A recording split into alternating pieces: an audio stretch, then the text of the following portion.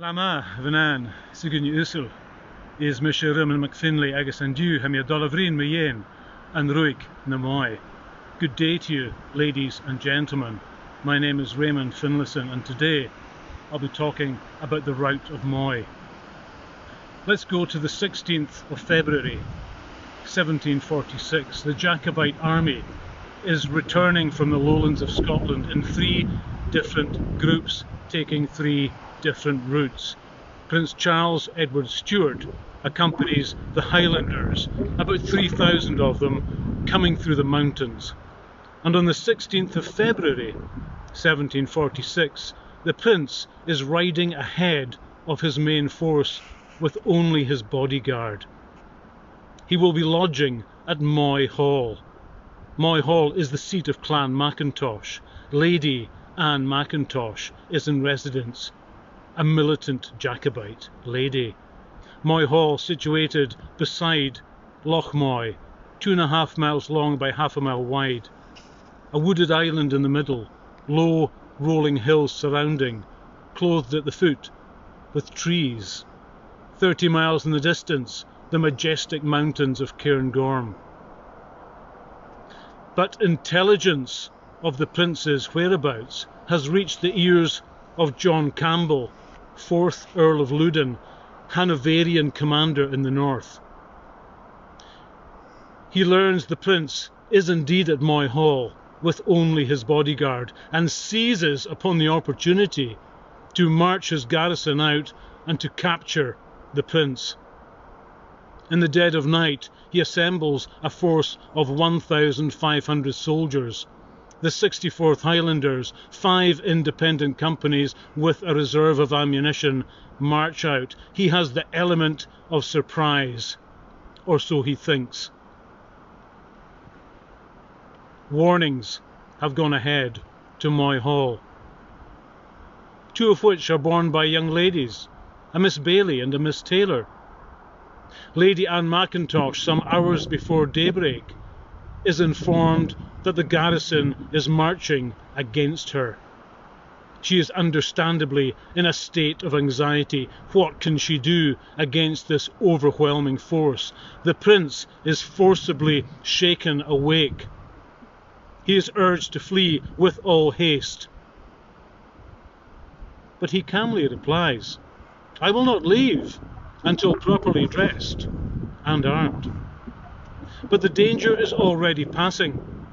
Donald Fraser, the local blacksmith at the village of Moy, has a plan to stop the Hanoverian force in its tracks.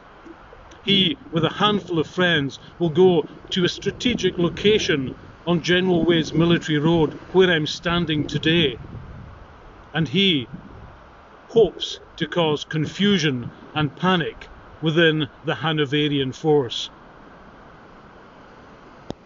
The Earl of Loudon has marched out. 3 miles out on the military road, he breaks off a detachment of 30 soldiers plus an officer, the Laird of MacLeod. They are an advance guard. They will stop prying eyes from discovering the garrison's intent. This detachment will reach Fraser's point in the road. Fraser will open fire, his friends independently firing as well. They shout their Gaelic war cries. "Boina Bass! Brookellan!" The noise of their muskets reverberates around the hill. It invites a return of fire from the detachment of 30 soldiers who are firing independently. The noise reverberates around the mountains. This has an effect out of all proportion on the main garrison a short distance behind. They perceive a large Jacobite force is attacking. The 5 independent companies run back to Inverness with the reserve of ammunition. The Earl of Loudon forms up his 64th Highlanders, but in the dark there is thunder and lightning. It's confusing. His Highlanders take aim at shapes coming out of the darkness, almost ready to shoot the Earl of Loudon. prevents them just in time from shooting down their own detachment. The Earl of Loudoun takes stock of the situation. A superior Jacobite force is ahead. He has lost 5 independent companies. He marches the Highlanders, the 64th, back to Inverness, and this will be known as the Rout of Moy. It is the 17th of February, 1746. Back in Inverness, the Earl of Loudoun discusses with other officers what to do. They discover that this superior Jacobite force will surely overwhelm them. The Earl of Loudoun is less than confident that his men will actually fight. Their performance so far has been dismal. On the morning of the 18th of February 1746, the force of the garrison is ferried across the Keswick Narrows to the Black Isle. The Jacobite force of 3,000 Highlanders has just arrived on the slopes of Dromossie Moor, expecting to fight for Inverness. A townsman, James Syme, comes out of the town and informs the Jacobites the Hanoverians are leaving. The Jacobites take possession of Inverness. There is a small garrison holding Fort George, the castle in Inverness, but they will surrender on the 21st of February.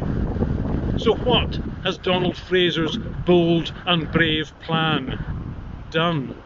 Well, it has secured the safety of the Prince, and it has left Inverness wide open for the Jacobites to march in. Thank you, ladies and gentlemen, for listening to the Rout of Moy.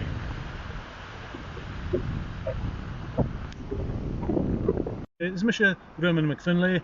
I'm Raymond Finlayson, and I'm going to give you a little talk about the weapons that were used at this time in 1746, and indeed at the Rout of Moy by Donald Fraser and his companions.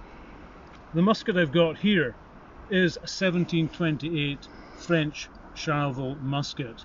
The French were supplying thousands of muskets for the Jacobite soldiers to use, and it was, in actual fact, the most common weapon of the Jacobite soldier, contrary to popular belief that most were armed with the broadsword. They were all armed with a musket and also with a bayonet as well.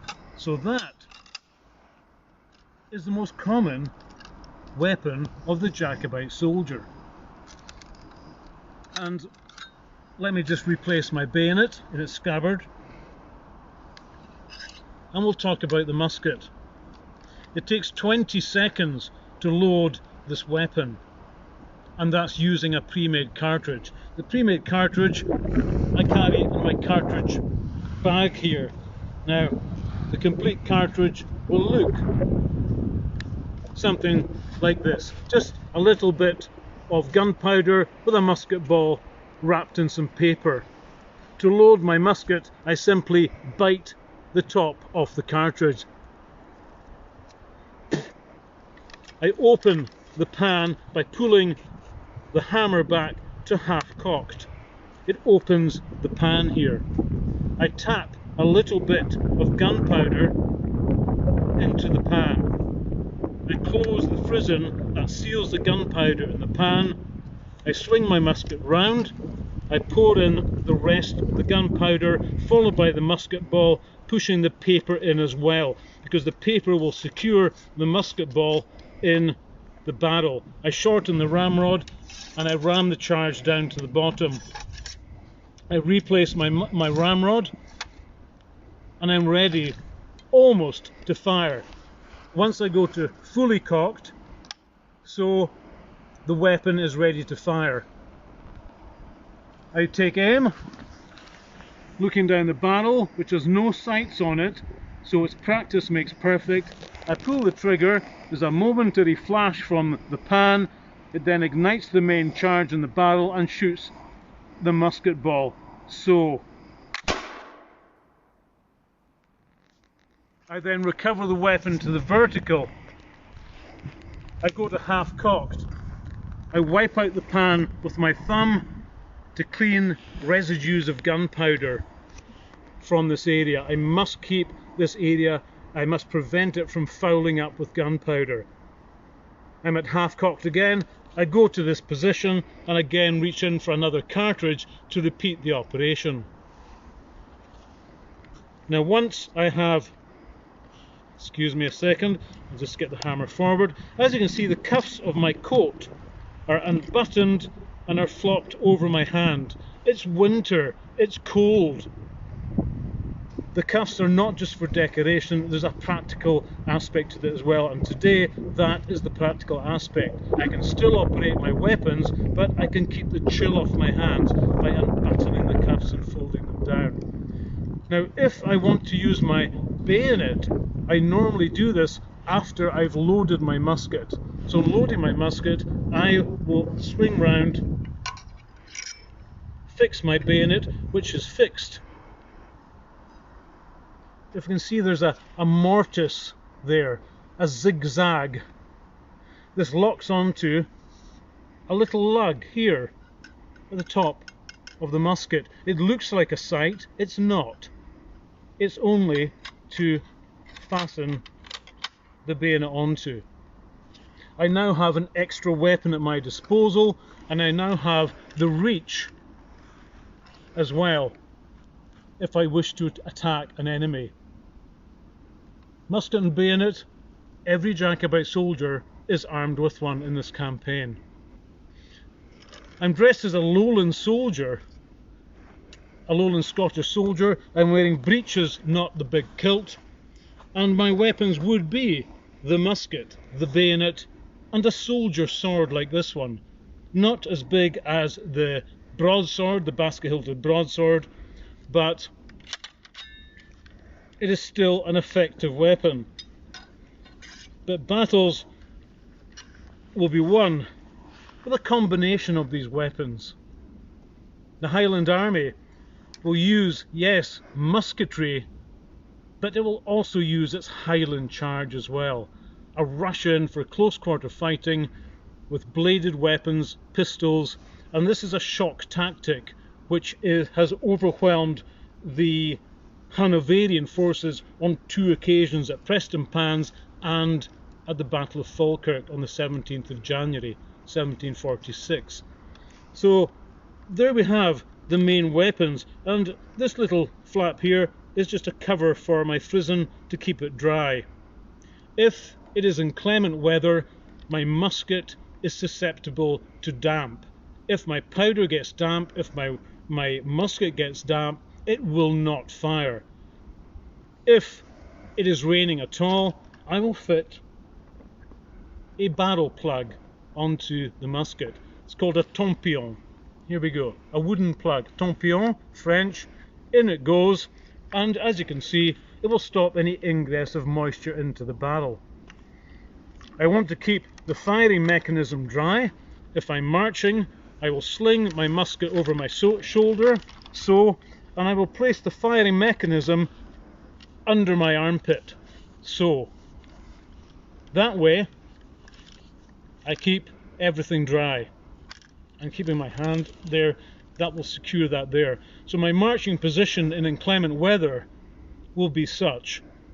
And of course, if I'm marching in columns, I march 3 paces distant from the man in front to give room, and of course if someone falls or trips or stops, we don't all collide into each other. So that's a normal procedure for on the march in inclement weather. The importance of keeping your powder dry, for example, was evident at the Battle of Falkirk.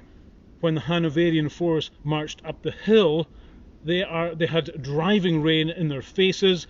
They reckon that 4 out of 5 of the Hanoverian muskets did not fire because they were soaked through. So when it comes to actual combat, when you pull your trigger, you want to hear more than a click. And then when the Jacobite charge came in from the right wing at Falkirk, the Hanoverian force is completely panicked by the fact that their weapons are not working, and the rout ensues.